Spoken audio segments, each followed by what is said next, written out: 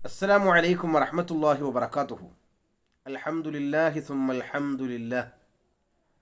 നമ്മുടെ മർക്കസ് സാവിയത്തു സൂഫിയയിൽ ഇന്നലെയായിരുന്നു വന്യരായ ഷെയ്ഖുന ഷെയ്ഖുൽ മശായിഖ് റഈസു സാഹിദീൻ വലിയുല്ലാഹി അൽ മടവൂരി ഖദ്ദസുല്ലാഹു സിർറഹുൽ അസീസിൻ്റെ ആണ്ടുമായി ബന്ധപ്പെട്ട പ്രഭാഷണവും മൗലിദും പ്രത്യേക പ്രാർത്ഥനയും. അതിൽ എനിക്കും ഭാഗവാക്കാകുവാൻ സാധിച്ചു.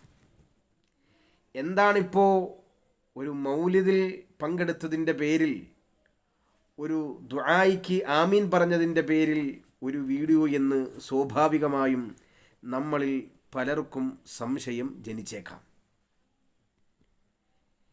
ഏകദേശം എനിക്ക് 40 വയസ്സിന് അടുത്തായി. ഞാൻ ധാരാളം മജ്ലിസുകളിൽ പങ്കെടുത്തിട്ടുണ്ട്. ദിക്റിൻ്റെയും ദുആഇൻ്റെയും ഇസ്തിഗ്ഫാറിൻ്റെയും ഖുതുബിയ്യത്തിൻ്റെയും തഹ്ലീലിൻ്റെയും സ്വലാത്തിൻ്റെയും അങ്ങനെ ഒട്ടനവധി മജ്ലിസുകൾ. അതിലൊന്നും എനിക്ക് ലഭിക്കാത്ത പ്രത്യേകമായ ഒരു ആനന്ദവും അനുഭൂതിയും ഇന്നലെ സാവിയയിലെ ഹൽക്കയിൽ നിന്നും എനിക്ക് ലഭിച്ചു. ഇവിടെയാണ് ആ മജ്ലിസിൻ്റെ പ്രത്യേകത അല്പം പറയുക എന്നതിൻ്റെ പ്രസക്തി ഉണ്ടാകുന്നത്. ഇന്നലെ നൗഷാദ് ഹസനിയുടെ പ്രഭാഷണം കൊണ്ട് തുടക്കം കുറിച്ച മജ്ലിസ്, ആ മജ്ലിസിൽ നൗഷാദ് ഹസനി ഉസ്താദിൻ്റെ പ്രഭാഷണം ഹ്രസ്വമായ രൂപത്തിൽ വിലയേറിയ, വിലമതിക്കാനാകാത്ത ധാരാളം അറിവുകളാണ് നമുക്ക് സമ്മാനിച്ചത്. വന്യരായ നൗഷാദ് ഹസനി ഉസ്താദിൻ്റെ പ്രഭാഷണത്തിൻ്റെ ഇടയിൽ മൗലിദിൻ്റെ ഈരടികൾ ഇടയ്ക്കിടയ്ക്ക് ചെല്ലുന്നുണ്ട്. അതിനിടയിൽ പറയുന്നുണ്ട്, അൻവരി ഉസ്താദ് എഴുതിയ വരികളിൽ ഇങ്ങനെയാണ് ഉള്ളത് എന്നൊക്കെ പറയുന്നുണ്ട്. ആരാണ് ഈ അൻവരി എന്ന് അറിയാനുള്ള വല്ലാത്തൊരു ജിജ്ഞാസയുണ്ട്. നമ്മുടെ അവിടെ ഉള്ള അൻവരിയാണോ എന്നതാണ് എൻ്റെ സംശയം. അങ്ങനെ മഹാനായ നൗഷാദ് ഹസനി ഉസ്താദിൻ്റെ പ്രഭാഷണം കഴിഞ്ഞ് മൗലിദ് ആരംഭിച്ചപ്പോൾ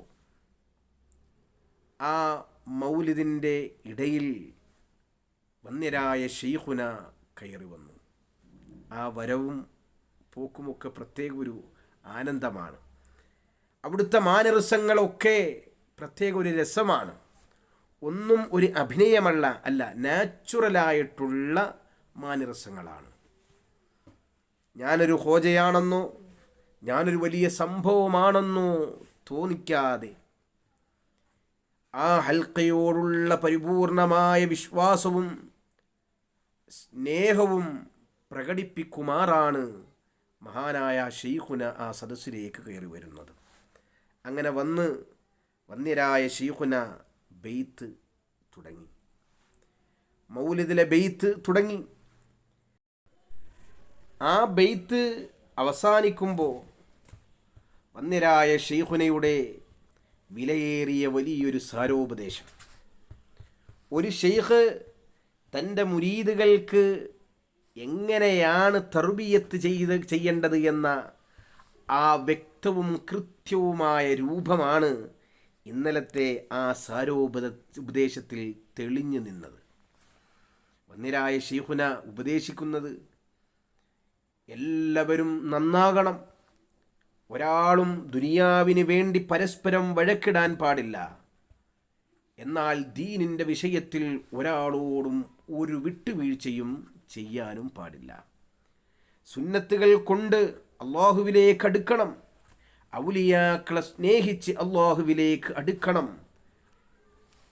നിർബന്ധമായ കാര്യങ്ങളെല്ലാം കണിശതയോടെ ചെയ്യണമെന്ന കണിശമായ ഒരു വലിയ സാരോപദേശം നമ്മുടെ ഹൃദയാന്തരങ്ങളിലേക്ക് തുളച്ച് കയറുമാറാണ് മഹാനായ ഷെയ്ഖുന ആ ഉപദേശം നടത്തുന്നത്.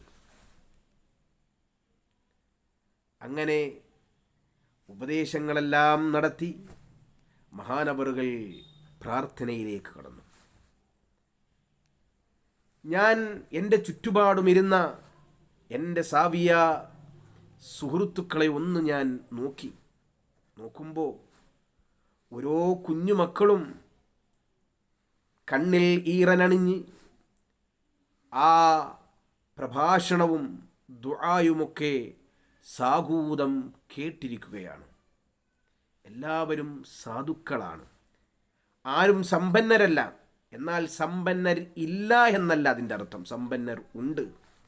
അതിൽ പലരും സാധുക്കളാണ്. ആ സദസ്സിലുള്ളവരാരും മോശക്കാരല്ല. ഒരുപാട് വർഷക്കാലം കിതാബുകൾ ഓതിപ്പടിച്ച് പല കിതാബുകളും നന്നായി കൈകാര്യം ചെയ്യാൻ കഴിയുന്ന മഹാപണ്ഡിതന്മാരുണ്ട്. അവരിൽ പലരും ഇന്ന് പെയിൻ്റ് അടിക്കുന്നവരാണ്, വാർക്കപ്പണിക്ക് പോകുന്നവരാണ്, അങ്ങനെ പല പല മേഖലകളിൽ ജോലി ചെയ്യുന്നവരാണ്. ഒരു സുഹൃത്ത് എന്നെ തൻ്റെ കൈ കാണിച്ചു, തഴമ്പ് പിടിച്ച കൈ. എന്തേ കാരണം? ഈ മഹത്തായ രംഗത്തേക്ക് കയറി വന്നപ്പോൾ തൻ്റെ അന്നത്തിനെതിരെ ഭ്രഷ്ട് കൽപ്പിക്കപ്പെട്ട് മാറ്റി നിർത്തിയതിൻ്റെ തിക്തഫലമാണ് ആ തഴമ്പ്. പക്ഷേ അതിലും അവർ വലിയൊരു അനുഭൂതിയാണ് കണ്ടെത്തുന്നത്.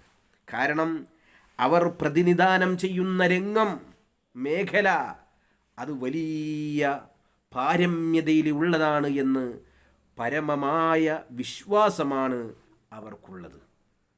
അങ്ങനെ സാലിഹീങ്ങളുടെ ഗീബത്തില്ലാത്ത, നമീമത്തില്ലാത്ത, പാരസ്പര്യ വിദ്വേഷമില്ലാത്ത, പരസ്പര പൂരകം പോലെ എല്ലാവരും വളരെ സന്തോഷത്തോടെ ഒത്തുചേർന്ന് പിരിഞ്ഞ വലിയ ഒരു സദസ്സാണ് ഇന്നലെ എനിക്ക് കാണുവാനും ദർശിക്കുവാനും ആനന്ദിക്കുവാനും എനിക്ക് സാധിച്ചത്.